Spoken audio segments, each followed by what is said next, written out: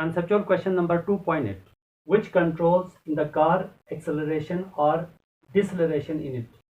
Car या vehicle के अंदर कौन सा डिवाइस एक्सेलरेशन पैदा करता है और कौन सा डिवाइस डिसेलरेशन पैदा करता है, यानी कि उसकी गाड़ी की स्पीड को कम करता है?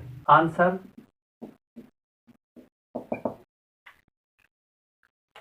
The gas pedal is used to produce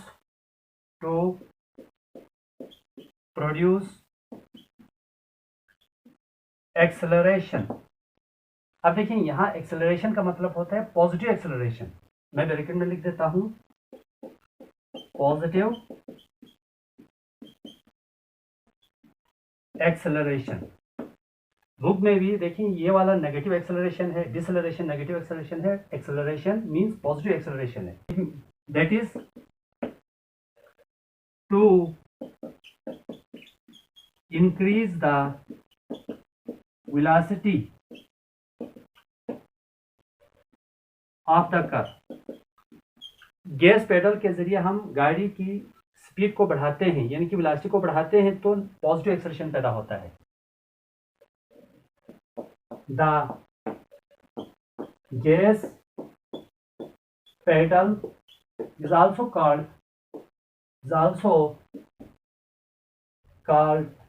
accelerator। Gas pedal को हम एक्सेलरेटर भी कहते हैं, तो आपने ख्याल रखना है ये दोनों नाम जो है इस क्वेश्चन के अंदर आना चाहिए। यानी गैस पेडल या एक्सेलरेटर की मदद से हम गाड़ी की स्पीड को बढ़ाते हैं। जब गाड़ी की स्पीड या वेलोसिटी बढ़ती है तो एक्सेलरेशन पैदा होती है, दैट इज पॉजिटिव एक्सेलरेशन पैदा होता है। और इस क्वेश्चन का जो दूसरा पार्ट है वो हमसे पूछा है कौन सा डिवाइस डिसेलरेशन को कंट्रोल करता है, यानी कि कौन सा डिवाइस डिसेलरेशन को कंट्रोल करने का मतलब कौन से डिवाइस से हम गाड़ी की स्पीड को कम कर सकते हैं, यानी कि वेलोसिटी को कम कर सकते हैं। जब वेलोसिटी कम होगी तो डिसेलरेशन पैदा होगा, यानी कि डिसेलरेशन मीन्स नेगेटिव एक्सेलरेशन। यहां लिख देते हैं हम the brakes are used to produce deceleration. Bracket में लिख दें negative acceleration, negative acceleration, that is to reduce the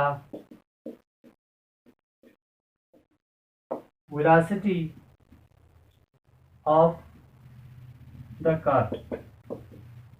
यानी कि हम ब्रेक अप्लाई करते हैं तो गाड़ी की स्पीड डिक्रीज हो जाती है। जब गाड़ी की स्पीड डिक्रीज होगी, यानी कि मैग्नीट्यूड ऑफ वेलोसिटी डिक्रीज होगी, तो नेगेटिव एक्सेलरेशन पैदा होता है, और नेगेटिव एक्सेलरेशन को हम डिसेलरेशन या रिटार्डिएशन भी कहते हैं। Conceptual question number 2.9। If two stones of 10 kg and 1 kg are drop from a 1 kilometer high tower, which will hit the ground with greater velocity, which will hit the ground first, neglect या resistance। तो यहाँ दो stone है, एक stone का जो मास है वो 10 kg है, दूसरे स्टोन का मास 1 kg है। इन दोनों स्टोन को सेम हाइट के टावर से नीचे गिराया है आपने। सपोज ये हमारे पास है टावर, और इस टावर का जो इन दोनों मासेस को आपने 1 किलोमीटर के हाइट की जो टावर है उसे नीचे ड्रॉप किया है। ये टावर है, यहाँ से दोनों को सेम टाइम पे नीचे ड्रॉप किया है। एक का मास 10 kg है, दूसरे का मास 1 kg है। और क्वेश्चन है यहाँ पर नेग्लेक्ट एयर रेजिस्टेंस, यानी कि हमने सपोज करना है एयर नहीं है, यानी कि ये एक्सपेरिमेंट हम वैक्यूम में कर रहे हैं। हम जानते हैं कि फ्री फॉलिंग बॉडीज के जो कॉन्सेप्ट है जो गैलीलियो ने हमें दिया था, उस कॉन्सेप्ट से हम जानते हैं कि अगर एयर मौजूद ना हो, यानी कि अगर वैक्यूम हो, तो डिफरेंट मासेस के डिफरेंट बॉडीज को अगर आप सेम हाइट से सेम टाइम पर ड्रॉप करेंगे, वो डिफरेंट बॉडीज के मासेस सेम टाइम पर नीचे जमीन को हिट करेंगी विथ सेम वेलोसिटी। साफ सी बात है, जब वेलोसिटी सेम होगी तो सेम टाइम पर नीचे पहुंचेगी। ये तभी पॉसिबल है जब एयर रेजिस्टेंस ना हो, यानी कि वैक्यूम में ये परफॉर्म किया जाए ये एक्सपेरिमेंट। अगर फ्रिक्शन ना हो यानी कि एयर जीरो हो तो कौन सी बॉडी नीचे जमीन तक पहुंचेगी? तो हमारा आंसर होगा कि दोनों बॉडीज सेम वेलोसिटी के साथ सेम टाइम पर जमीन तक पहुंचेगी in the absence of air friction. अगर एयर फ्रिक्शन हो तो क्या होगा? अगर एयर फ्रिक्शन हो तो जिस बॉडी का मास ज्यादा है वो जल्दी जमीन तक पहुंचेगी with high speed, that is high velocity. क्यों? क्योंकि हम जानते हैं वेट का फॉर्मूला है हमारे पास mg।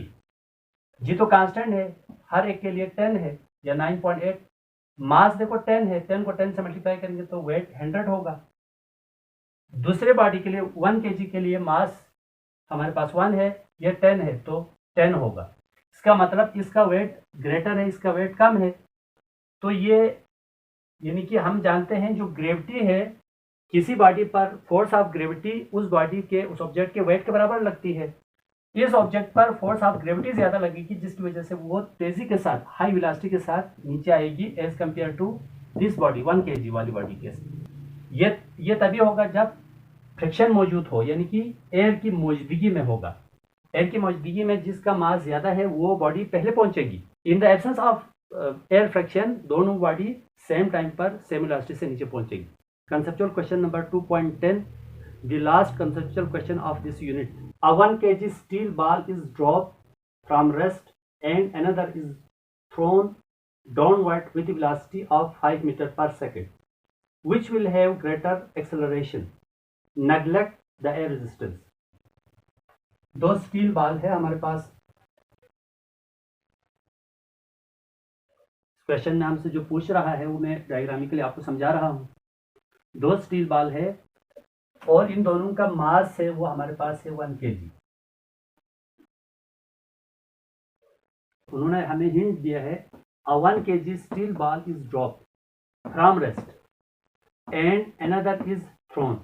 अनदर का मतलब होता है उसका भी तकरीबन यही मास है, इसलिए मैंने 1 kg लिखा। अगर 1 kg न भी लिखें कोई फर्क नहीं पड़ता, या मैं 1 kg नहीं लिखूंगा, मैं इसको ऐसे ही रखूंगी क्योंकि बुक में गिवन नहीं है। वो सेम भी हो सकता है, डिफरेंट भी हो सकता है, इससे कोई फर्क नहीं पड़ता।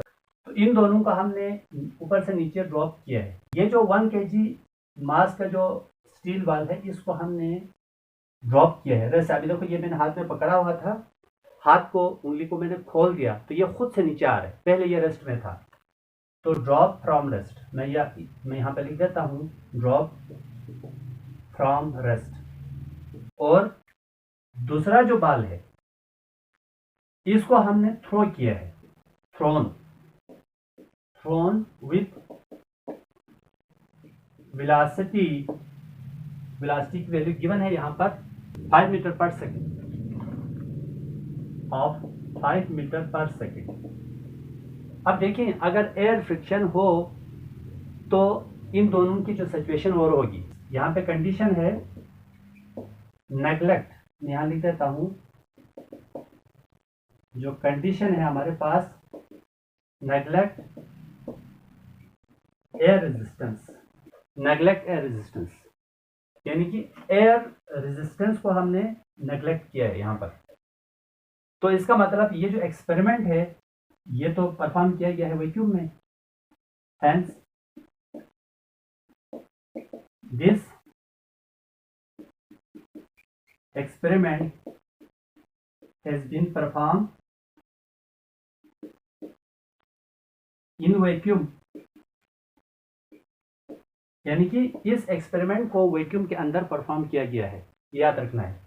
और गैलीलियो के जो कॉन्सेप्ट है फ्री फॉलिंग बॉडीज से हम जानते हैं अगर वैक्यूम में अगर हम ये एक्सपेरिमेंट करें तो क्या होता है, अगर मासेस डिफरेंट ही क्यों ना हो, अगर हम डिफरेंट वेलोसिटी से भी अगर फेंका जाए सेम हाइट से सेम टाइम पर, तो तमाम बॉडी सेम जो है टाइम पर सेम वेलोसिटी के साथ नीचे ग्राउंड को टच करती है। एयर नहीं है तो क्या होगा, which will have greater acceleration, इनमें से किसकी एक्सेलरेशन ग्रेटर होगा। इन दोनों का एक्सेलरेशन सेम होगा। तो मैं यहां पे लिख देता हूं answer, both steel balls will have same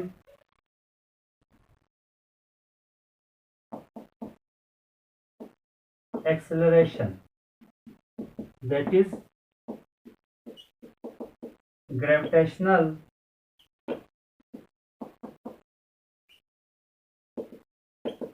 acceleration in the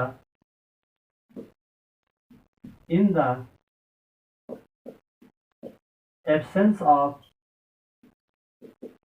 air friction। अगर आप सोचें, अगर एयर मौजूद भी हो तो भी दोनों बॉडी के लिए ग्रेविटेशनल एक्सेलरेशन की वैल्यू सेम होगी, क्योंकि हर ऑब्जेक्ट के लिए एज वी नो दैट कि जमीन पर जी की वैल्यू क्या है हमारे पास, जमीन पर हर ऑब्जेक्ट के लिए जी की वैल्यू 9.8 मीटर पर सेकंड स्क्वायर है, लेकिन 9 और 10 लेवल पे आपने जी की वैल्यू 10 लिखना है। रोन ऑफ करके आपके बुक में लिखा हुआ है, तो रोन ऑफ करके वैल्यू लिखना जरूरी है, तो 10 यूज करना है। यानी कि हर ऑब्जेक्ट के लिए, चाहे बॉडी बड़ी है या छोटी है, हर एक ऑब्जेक्ट के लिए ग्रेविटेशनल एक्सेलरेशन की वैल्यू सेम है। यहाँ पर एयर की गैर मौजूदगी है, अगर एयर मौजूद भी हो तो भी इन दोनों बॉडी के लिए ग्रेविटेशनल एक्सेलरेशन की वैल्यू सेम होगी। As we now that the value of gravitational acceleration for everybody on earth is same, that is 10 meter per second square. Hence, in all situation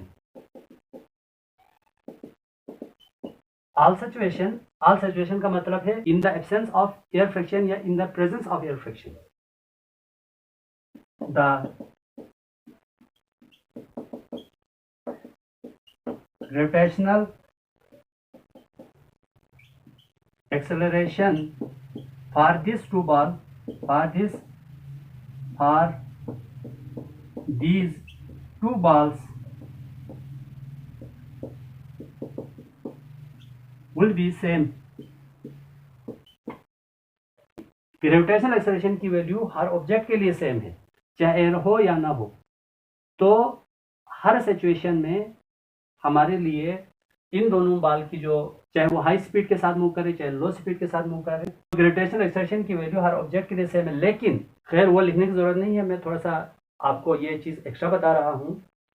अगर एयर की मौजूदगी हो ना, तो जिसकी स्पीड हाई है उसके ऊपर ज्यादा एयर फ्रैक्शन लगेगी, जिसकी स्पीड कम होगी तो उसके ऊपर कम एयर फ्रैक्शन लगेगी। जैसे कि आप मोटरसाइकिल पे या गाड़ी के छत पे आप बैठ के आप सफर करते हैं, तो गाड़ी की स्पीड या मोटरसाइकिल की स्पीड जितनी आप तेज करेंगे उतने ही अपोजिट डायरेक्शन में आपके ऊपर हवा ज्यादा लगती है।